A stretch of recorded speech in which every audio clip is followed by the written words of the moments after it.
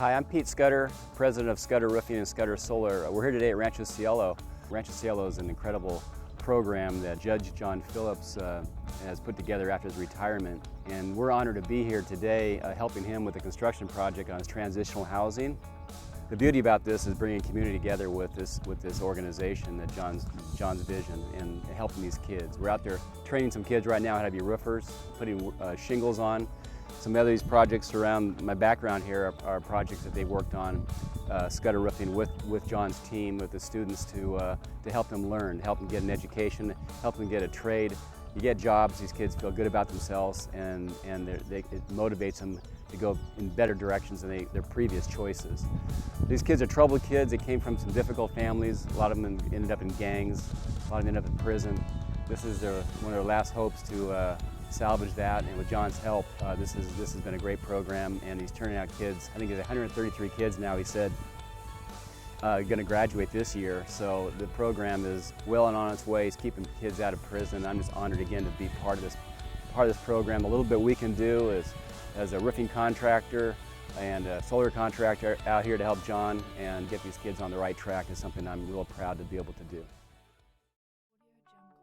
The place was a mess when we took it over. It had been a dump site by the county, and so it was the construction industry.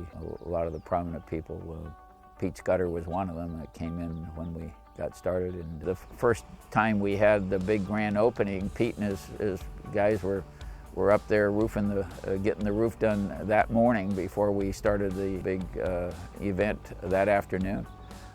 They're here now helping us finish the last transitional house. This is the first transitional housing for at-risk kids any place in the county. We give them a chance. We let them believe in themselves. They can't be ordered into the program, but everything's got a job component, and we try to instill in the work ethic that so many of them are missing. And so many of them, by the time we reach them, they really don't think they're ever going to have a chance to do anything, ever to get a job. We give them the skills, and with the skills that they start developing, they develop the self-esteem that goes with it.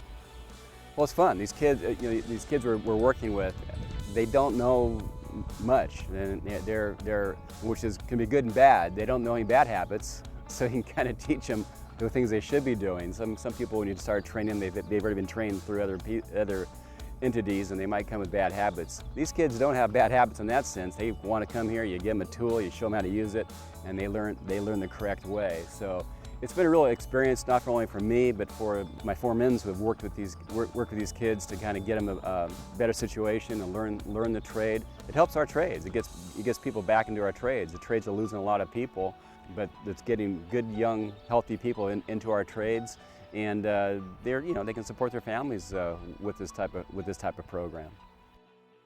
Pete Scudder's been involved in our community here from the very start, and they're helped training our young people into roofing this house. Instead of us putting them in prisons, paying $55,000 a year for them to be locked up in prison, we're turning them around and getting them into the workforce, including a number of them who've gone to work for Scudder Roofing. I get a lot of credit for this, and it really isn't my credit. The whole community joined with me to make this happen, in particular the construction industry.